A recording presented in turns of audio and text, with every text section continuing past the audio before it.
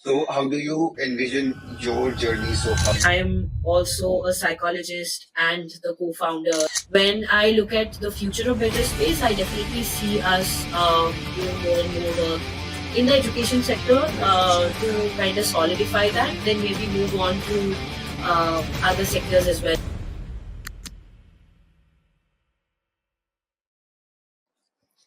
Hi, everyone. Welcome to Startup Stories India. Today's podcast will be delving into a topic which is very close and very relevant in recent times with a lot of people advocating mental health issues, sexuality, and disability based issues. We have with us Shivli Srivastava, PhD, who is a co founder and director of BetterSpace, which is a mental health, sexuality, and disability based startup in central India.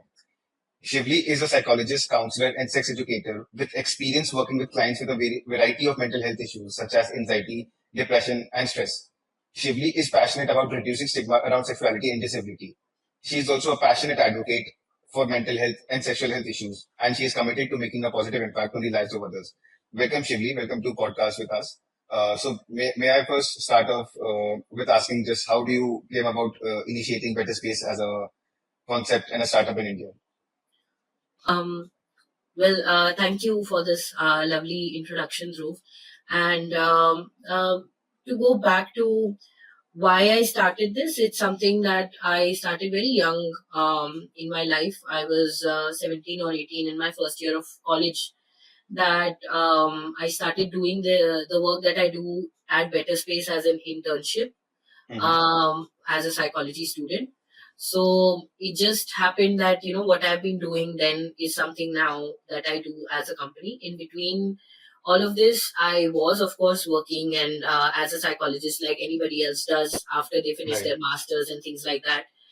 But something didn't feel right. I was not very happy feeling being just another employee, and Right. I guess the business side of me always wanted more and always wanted to do more for my own state and my own Mhm. place. So I was working in Bangalore, and I was not very happy about working in Bangalore, staying so far away from family and things like that. And once I got back to Raipur, Chhattisgarh, which is where I'm from, I saw that there were not a lot of good opportunities for Mhm. psychologists, and Right. the opportunities that they were also very limited to whatever limited understanding people had of psychologists. Mhm. So, um, to give you a very straightforward answer, I started this because I was jobless more than anything else, and Right. I wanted to create a job for myself. Uh, and it just so happened that one thing led to another, that now we are providing jobs to other psychologists. So, Right. yeah, that, So I mean, I think we do tend to spark up brilliant initiatives when our backs are against the wall, yeah, and I believe that's where we get most creative, especially when we have that desire and thrill to do something, especially. And if you're passionate about something, I think that is probably the best combination there is for anyone to achieve greater heights in life. So you were definitely. mentioning right now that you were quite passionate about mental health and sexual health as a teenager. So Yeah. what did spark your interest or pique your interest at such a young age, and how has that passion evolved over time? I think in general, when you're in your teenage, you are curious about mental health. You are curious Hmm. about sexual health. Because, in general, the kind of like I'm very like fairly young, as you can see. So Right. we are in age where Hmm. we were introduced to technology maybe when we were in our high school years, right? Right. And so I got my first phone around when I was in 12th grade or something. And so when you're going to college, and you are curious about these things because we are in that age of technology, like we are in that age of information, where if you're curious you get to know a lot. Right. So it was very easy. It was very, starting, it was all about, hey, I want to know more about, let's say, periods, or I want to know more about what is stress, like what is, and you are studying psychology. So you are anyways told, the college I went to, I was anyways told that, the day you enter the college, your bachelor's degree as a psychology student consider yourself as a researcher and always study and always Hmm. do what do we say? We were always told to do experiments to see what is happening. So that kind of the college gave me a lot of Hmm. space to be more curious or to be more active about wanting to learn more. Right. And the other thing was, of course, when you are in college, you also Hmm. end up with so many different people going through so many different experiences. Some of the classmates going through STDs because Hmm. they were doing something, and it was not very open or protected, and people didn't know what to do. Some of them are having pregnancy scares. Some of them are Hmm. having really bad mental health issues, and nobody knows what to do. So these are things that you find out in college, right? Right. And that was very interesting for me. Ki, why is there nobody doing this? Hmm. Because I thought that I come from Raipur, which is Hmm. like a smaller, relatively smaller town as compared to Bangalore, and I Right. thought that maybe in Bangalore schools these conversations are happening, but not as much, Hmm. right? And not as often also. So yeah, so I just thought that this needs to be happening. And since you're a psychology student and you have to kind of learn how to speak in public, how to give out your ideas and tell what is happening. So training part of me became very stronger. So I would go to teachers, ask them for advice, learn from them, shadow them. Right. That's Hmm. how it started. So I started working with schools also in the same time. Maybe that time I was just doing guest lectures, Hmm. one off, without any pay, just certificates, collecting certificates and letter of experiences, because that's what I needed. That's what any student Right. needs at that time. So you told us how BetterSpace came to be, and was how it was founded, and what was the thought process behind it. Now, if you could just for our viewers and for our listeners, could tell us what is that you are aiming to achieve with BetterSpace? Well, that's a tough question and at the same time easy.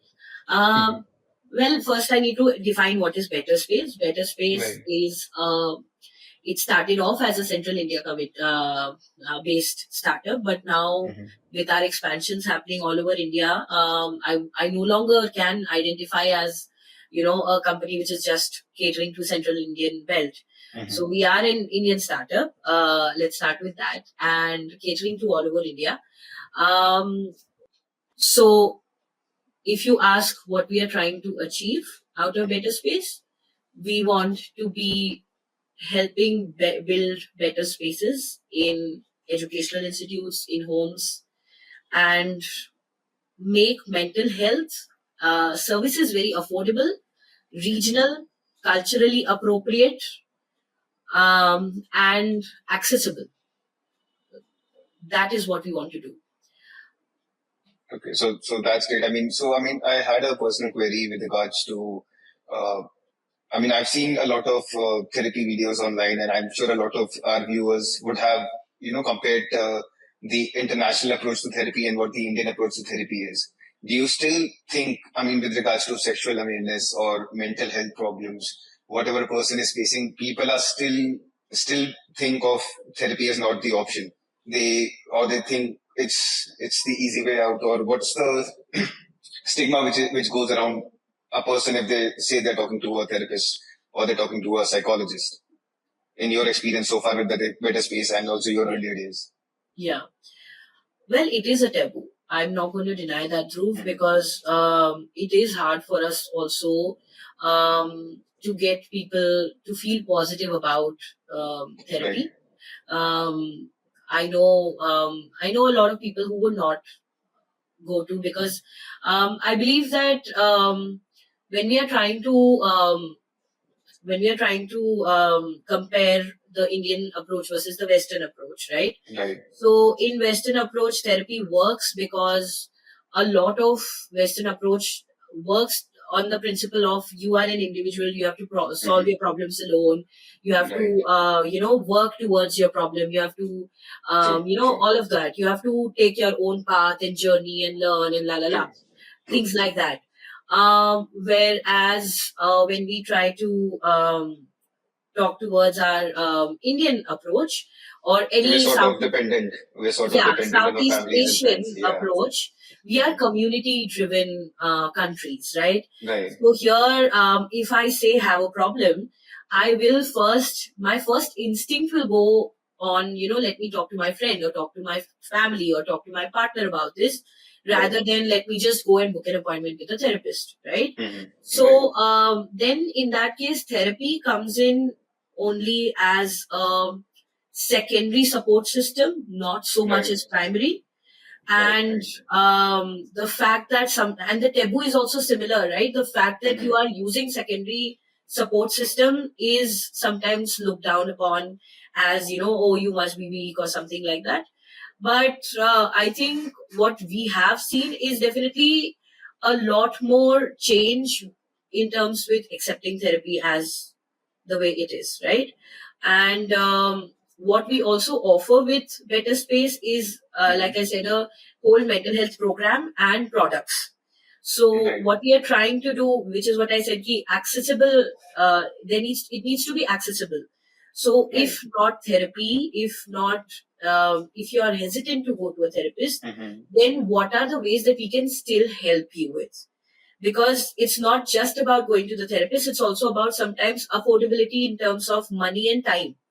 A lot of people would prefer not spending a lot of time because they genuinely do not have the time or the privacy to have therapy, right? We have Right. had people who have done sessions, let's say in a car while driving or in a park in the washroom because they don't have a private space, Right. which could be a downside to us being a community-based country. We also have sometimes people who are not able to continue the sessions because they Right. can't afford it, which also talks Afford. about Right. therapy sometimes not being covered under the insurance claims and so on Yes. and so forth. Yes. So there are a lot of, sadly, there are a lot of barriers which keeps people holding to access therapy. It's not just their Right. own taboo. Um, Right. and in the recent years, because I've worked in the field for about 10, 11 years now. So in the recent Right. years, we have seen, there have been conversations about therapy being included in insurance, there being an allied bill, which supports, people who are going through therapy for not just severe issues, but also day-to-day concerns. So there is a lot of progress and positive change, and we definitely have something to look forward to. Right. That's great. So, focusing on the, not the taboos, but the stigmas which people usually face, one of which is the hesitancy to talk to a therapist. So, how do you think Better Space is trying to tackle that specific issue, or how they're making it approachable for those people who are afraid to talk or just open up? Because there are a lot of people who are introverts or maybe just are doubting themselves that, how should I talk, or where should I talk, or what should I do? So how Yeah. does BetterSpace as a startup, pan India startup, is tackling these issues? So one of the things, two things I want to start with. One is there is an enhanced study which talks about how there is a 70% treatment gap between somebody who's going through a mental health concern and Right. actually accessing it, right? So there are only 30% Indians who actually can access the treatment of mental health Right. issues that they might Right. be they might be having within 5 kilometers radius of where they are living in, right? So we are looking at a 70% population which doesn't know, or even if they know, they don't know which to trust or how to rely on, what to do, because that's also a struggle, right? Finding a good Right. therapist, going through a proper channel, somebody who's qualified, and so on and so forth, right? Right. And Right. so that is one big problem. How we are approaching that is by dividing it and diluting it into a day-to-day conversation. So the mental health programs that we hold, or Mm-hmm. the products that we have, those are things that come very handy. For example, if let's say you are a school or a college or a coaching going student who needs some Right. help with their exam stress, let's say, and doesn't know what to do about their future, is very anxious, Mm-hmm. which is a very common struggle. I believe 80-90% of people might just Right. be going through with this during exam time. Right. Right. What we do at that time is our psychologists in our client schools, colleges, Mm-hmm. or Mm-hmm. coaching institutes work through in work through these concerns that the student might have in the form of workshops, special Mm-hmm. assemblies, activities, student-led campaigns. Mm-hmm. Things that make it very normal for you to not only feel this but also address and Right. find a solution, because Mm-hmm. this is led by psychologists, right? Right. And you have a help right here.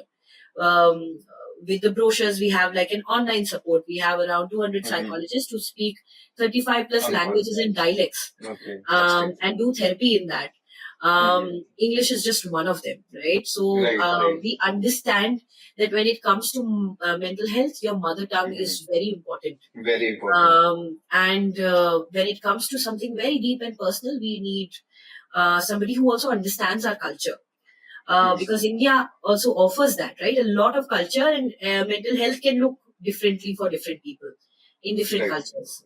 Right. So we try to offer that.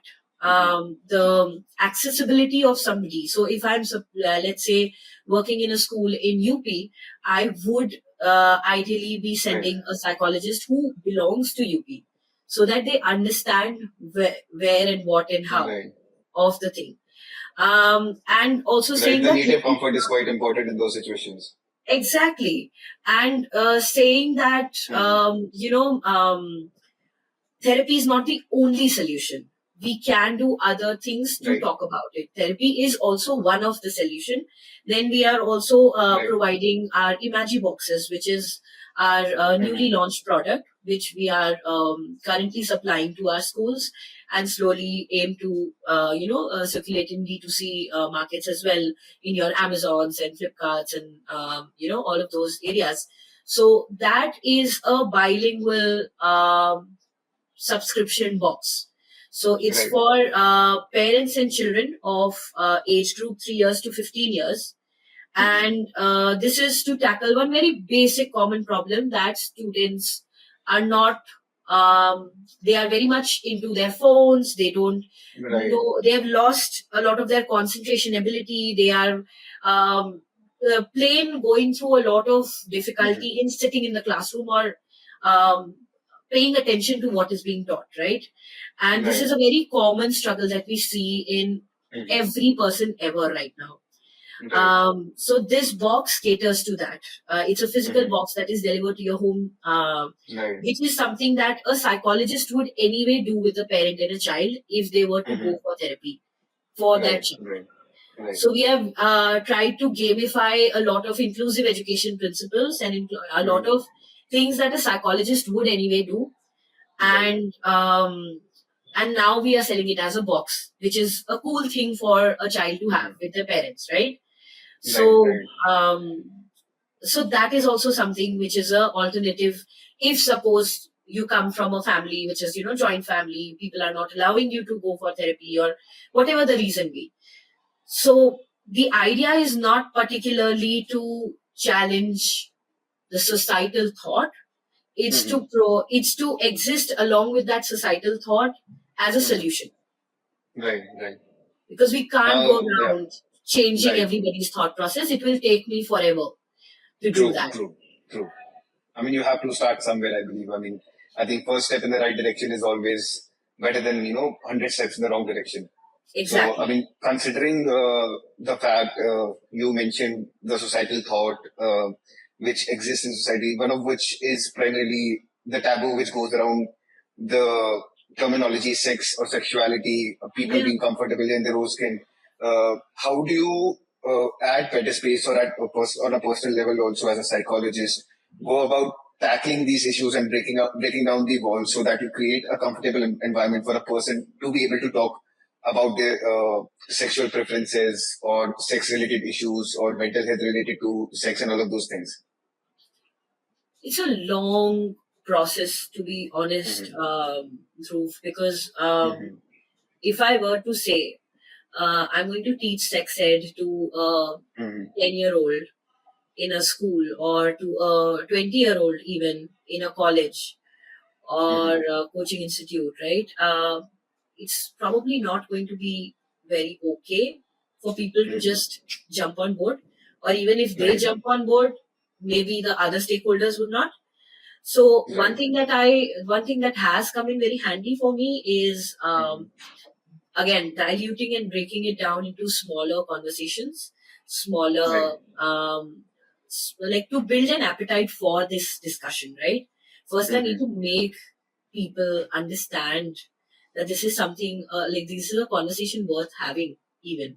Right. So what we do is definitely we start with mental health as a pure basic conversation, and we build a strong sense of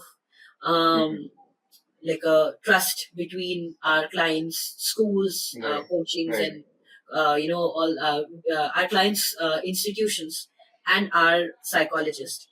Then, when Right. the concerns do start coming in, because when they will come up and tell us that this is what's been happening, maybe Right. not in a group, but in individually, that is when we, I think, bring in these conversations, but not Right. maybe using the Not outrightly. obvious, Right. because when I was thinking as an entrepreneur also, I would not particularly care what's the packaging of the workshop as long as the content is the same and delivered, right? So call it health workshop, call it relationships workshop, call it whatever, but the base needs to remain the same, which is of Right. sexual health, or which is of abuse prevention, which is of Right. consent, and about our bodies, about so many other things, right? So that is something that has been very helpful for us. And also, of course, destigmatizing the colloquial terminologies, right? Because usually when people think sex ed, people think of it in only English. Right. And if you think of it in being delivered in any other mother tongue, then it also The translation becomes might be different. Right. exactly. So finding a more wholesome terminologies is very helpful. So these are Right. two, three Right. things we do. So, I mean, since we were talking about the fact, I mean, that you mentioned that, if you were teaching sex ed to a college kid or a 10th grade kid, how do you feel India as a country is doing in propounding that knowledge? Or is it that the society is the one who's driving the negative connotation that is attached with sex education? And how important do you feel it actually is in India, especially? I think it's growing very well day by day, Right. honestly, because when I first started it, nobody was doing it. Now, even if you look for sex educators or anybody who's doing something on sex related topics, there are a lot of people who are talking about it. I would not particularly go and comment into the credibility of who's saying what, or how Right. true or how much true information is being given. But I would just say that the conversations have increased, and Right. that's for the better.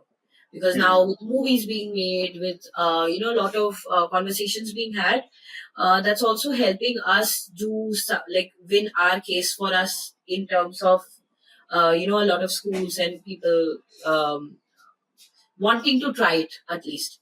Versus when I first started, people were not so much open to it. So yeah, so only there might be some censorship that I might have to do, but as long as my thought process in that is, as long as we are able to at least hold the conversation, some censorship is not at all a problem for me. Right. So, how do you envision your journey so far and your academic endeavors uh, shaping your future impact on such stigmas or dogmas, or you can say taboos, which are surrounding our Indian society's thought process? So, holding two, three roles, right? Mm-hmm. I am also a psychologist and the co-founder, and so it can be sometimes tricky and challenging because I have to think of the psychological part of things as well as the business part of things, and try to find a midway between things. And for that, my co-founder does a very Mm-hmm. brilliant job at that, and my core team is something that I rely upon a lot to do.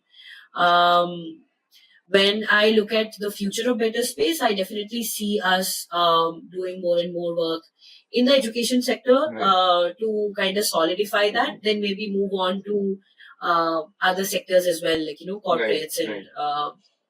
things like that, because I believe wherever there are human beings, there will be our need. But I want to also take it one sector at a time, if I can say that. And I think two things that I want to really work towards is one is I want to work towards giving better opportunities for in terms of work experiences Mm-hmm. and income Mm-hmm. for Right. psychologists, because they are very much underpaid, very much taken for granted, Right. I and mean, especially we are compared to the Western standards of value of a yeah, psychologist. Because personally, I've seen a lot of or people working in a even lot of companies, especially as a performance enhancer, coach, and all of those things which are primarily involved, which is still developing in India. Because personally, I've had quite a few friends who have gone to foreign universities so that because they could not see their future as a psychologist in India. yeah. That's very true. And also, in general, as a profession, I think we need to be taken a little more seriously. For that, there needs to be put in effort for this. So, I believe companies like mine can Mm-hmm. change a little bit because um, being a psychologist, I can Mm-hmm. draft a better, Understanding. what do we say, a better, like a job Mm-hmm. description, Right. something that matches to what a psychologist needs to be doing, you know, Mm-hmm. as compared to somebody who has not enough understanding of a Right. psychologist and draws up a job description and then gives it to you. Right. So that is a very big problem currently in Mm-hmm. India. Secondly, I want to work towards a lot is, of course, the small towns of India, Right. because that is where the major lack of resources are, right? Right. Maybe So one of the things resources or that awareness primarily, I think both go hand in hand when it comes to small towns in India, especially. definitely, but you would be surprised, awareness Mm-hmm. is not as much as an issue as much as resources, because I've had Right. Yeah. conversations with even 3 tier, 4 tier, or below kind of Mm-hmm. cities. And I've talked to stakeholders of schools and of colleges over there, and they are also very much aware of the mental health concerns. It's Right. not that they are not, it's just that they don't have the support system, they don't have resources. And so that makes me believe that awareness is there. We need to just plug in that awareness with the correct resources, and we should be good to go. But the problem that happens sometimes is that with that awareness, or maybe, can you hear Yes, me? yes, I can hear you. So the problem that sometimes that happens is, sometimes with that kind of Mm-hmm. awareness, there are also a lot of people who might have experienced something negative in this space, because there are so many people trying so many different things, Mm-hmm. and not everything is research back, or not everything is scientifically proven and things like that. So that sometimes become a problem for us, Right. because then that reduces the trust in what is being happening. Right. Right. So sometimes that's a fight for Mm. us. So, in your past experiences and your experience individually and with Better Space, have you seen any shift in understanding or the approach towards understanding the issues around mental health and sexual health? And over the course of your careers, what are the powerful tools and techniques that you have used to empower your clients or nudge them towards their journey in for self healing? Um, yeah, well, that is ever evolving thing, right? The stigma will Mhm. always be a part of our lives. Because if I were to say, let's say you also, how comfortable would you Mhm. be? Maybe you might also have some or Right. the other Barriers, hesitation hesitation, right, right. to quickly take in Mhm. therapy as your I way of do actually, but helping yeah. yourself, right? Oh, that's Yeah, nice. That's brilliant to yeah. hear that. Uh, what I'm talking about is Mhm. definitely a basic hesitation that people might face. But But the trend has that been being positive. said, I mean, in your experiences from when you first began to now, I yeah, mean, people are considerably now yeah, vocal more of their rights and understanding what they're supposed to do and what they're not exactly, supposed to do. And do you believe, I mean, the word of mouth or the peer pressure of the right kind is quite important in such a scenario? Because a lot of people nowadays do function being the community-based country. We do believe or focus or tend to focus on a lot on what other people are saying. And if I mean being if you're around the right set of friends and they do nudge you to that you should have a safe space to talk. I think the word connotation with therapy has to be much better advertised in our country. It has to be portrayed as a safe space or as a comfortable place where you can just vent, because sometimes we do bottle up our feelings and we are not as comfortable, or it just pents up, the emotion pent up, and we just break out in tears all of a sudden. yeah, Because I think that's yeah, being in the right environment is also quite important for us to consider therapy. definitely. And most of the times we don't have Mm-hmm. that, Right, right? We don't have a good privacy. We don't have right.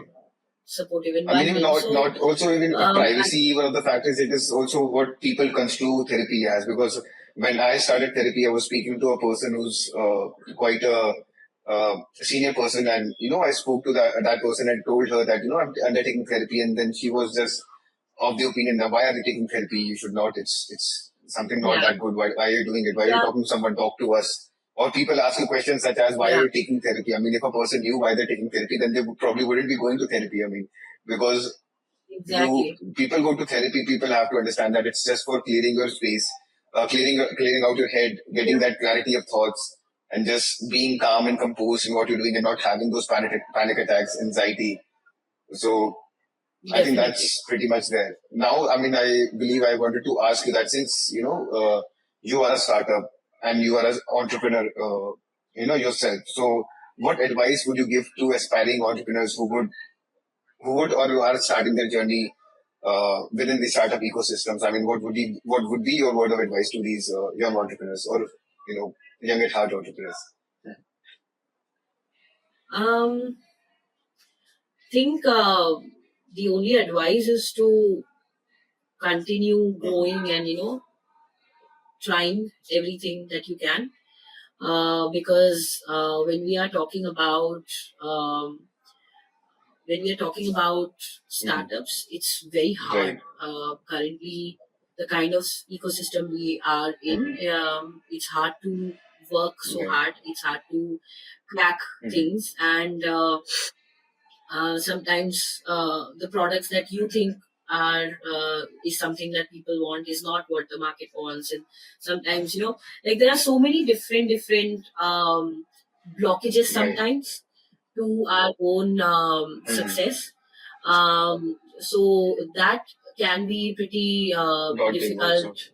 So the only Mm-hmm. advice is to continue working, and not give up when things Right. become So hard. like primarily just keep powering through. I mean, because something which I've also Yeah. noticed, because my dad has also tried to launch his own startup, is working on it right now.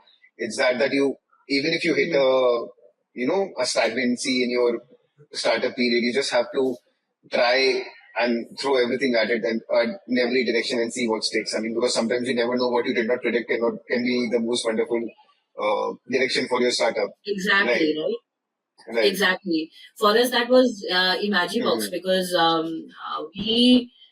we just kept on hearing from Mm-hmm. people that parents want to do something with their Right. children, and what do we do? And that time we were just doing software, like, or soft copy Right. based activity guidelines that we used to send, and Mm-hmm.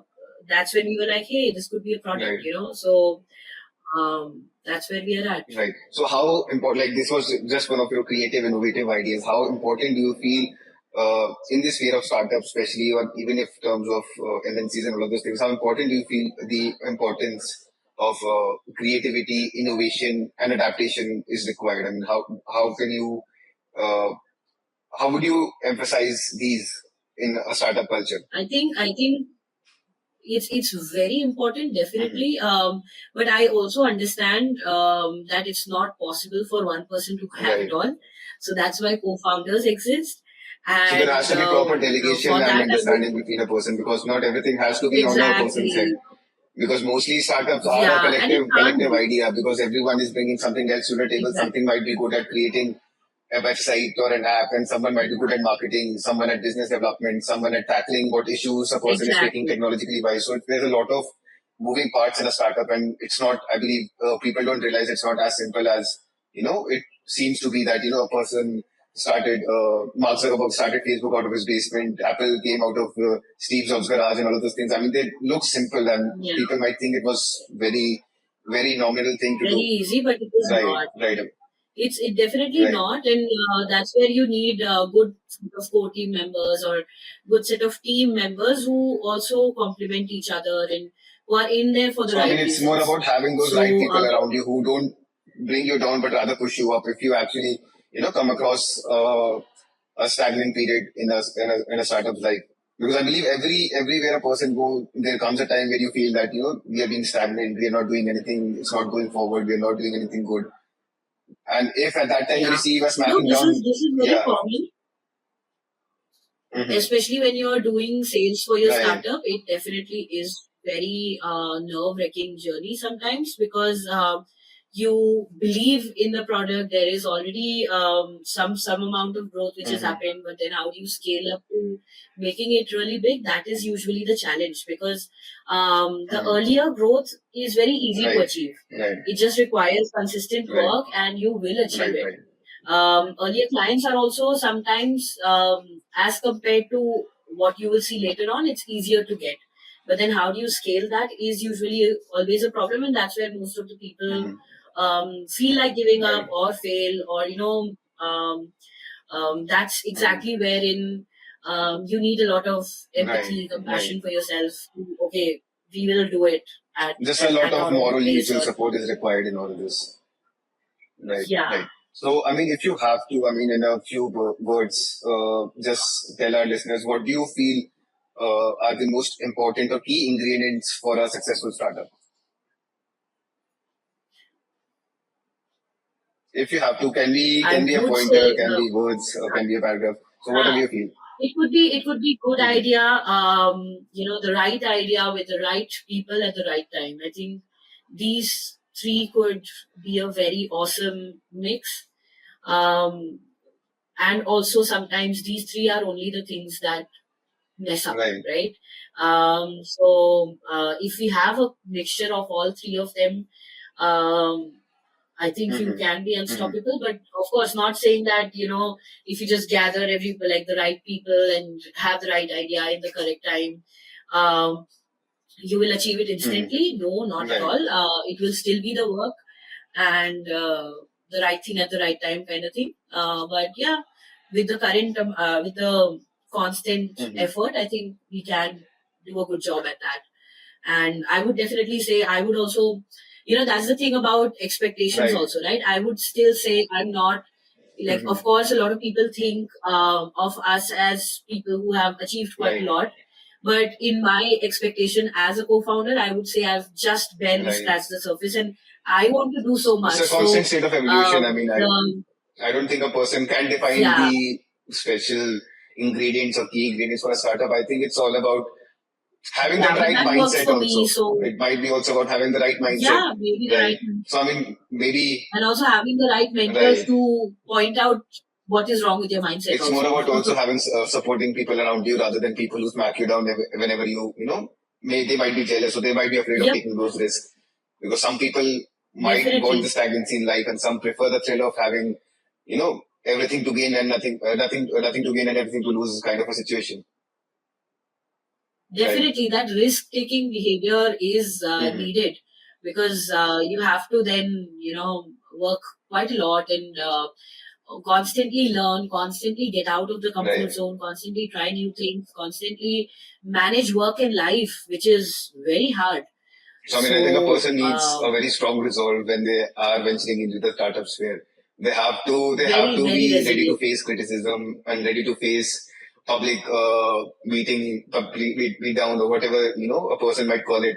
Definitely. Lot of comments and a lot of positives, negatives, and a lot of those things. Some days might be good, some days might be very dry. So I Yeah, think it does require, and I definitely. believe, I mean, your startup is doing a very good, job at helping those people who might be willing to venture into startups where, and they might be afraid of all those Yeah, problems in their head.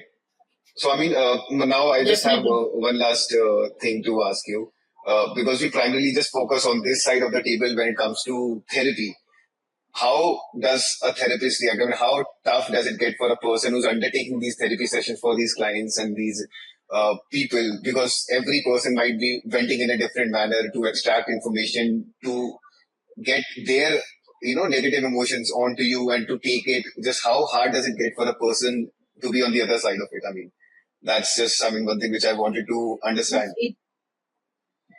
It, it is a very nice Hmm. question. Thank you for asking me that, because not a lot of people do ask Right, about how a therapist right, is doing.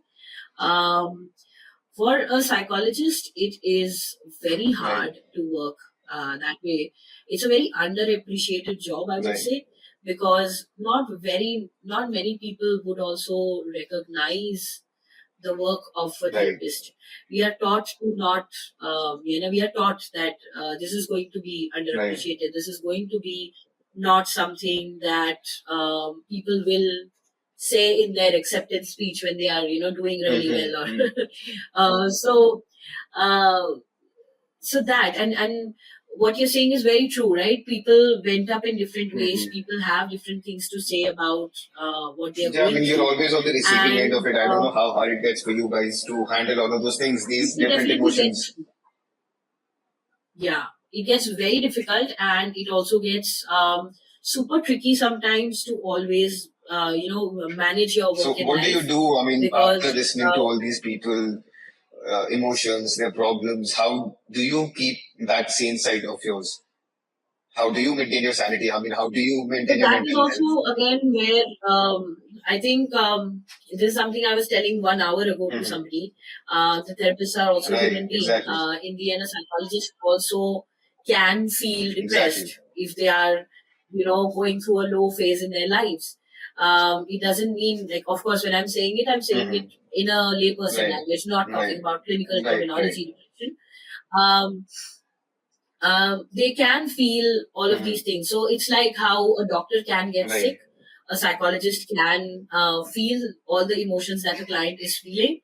They can get anxious, they can get very Hmm. sad, etc. The only difference here is, like, for doctors, when they have some problem, they just immediately know what medicine or Right. what ways to take care of Hmm. themselves. Similarly, we also know how to cope up Hmm. with our emotions better. We have been trained for Hmm. that, but that doesn't mean we Right, don't feel it. exactly. That doesn't mean we don't express it. Hmm. That doesn't mean that we don't give the same, Right. right? So, for example, if I am currently, because I'm sure being a Hmm. psychologist and an entrepreneur, it could seem like, oh yeah, I might be handling it very Hmm. Hmm. differently or very easily because I have this so much of knowledge about Right. psychology, but not sure, not always, Hmm. right? Um, because these two are the hats that I wear, and it Hmm. can get very Confusing. Right. daunting at Right. times. Hmm. Exactly. So that is where the psychologist in me comes Hmm. out and, brings my self care routine and my, um, the small things that I do on a regular Right. basis. And apart from all of this, any good ethical practicing Hmm. psychologist is supposed to have two people who they rely on, which is, one is a therapist of their own. Hmm. So every practicing psychologist will have a psychologist that they will be going to on a regular basis, and the other would be supervisor. So they will always have a supervisor who will be, Hmm. who they will be discussing about their work, Right. and what it would mean for them. So these two are things that we also at BetterSpace provide for our psychologists who are working with So, us. I mean, I think this is something which even a normal human uh, a human who's not a therapist or a psychologist can adapt. They should always have those two support people, to just Of course, apart from apart from the your friend circle regular, and everything, your family you colleagues and have. your families and your cousins and all those things, you should have those. May not be two, can be five, Yeah, can the be two 10. other support It can be as many as possible, but yeah, they should have someone in their corner who will always, tell them that, don't be afraid, I'll be there. Just tell me what's happening and all those things. So, I mean, yeah, Sure. it was lovely talking to you, Shivli. I mean, it was a wonderful experience for me personally. I mean, I'm sure our viewers and our listeners will also appreciate, how tough it is to be in the startup sphere and especially how tough it is to be a psychologist and a therapist. And I hope they appreciate the quality that a therapist brings to a person's life. So, I mean, thank you. Thank you for, Definitely. yeah, Mental health is definitely something that we all need to right. work on. Thank you. Thank you, Shivli. Thank you for a podcast. It was wonderful having Thank you. you for having me. Thank you. Thank you.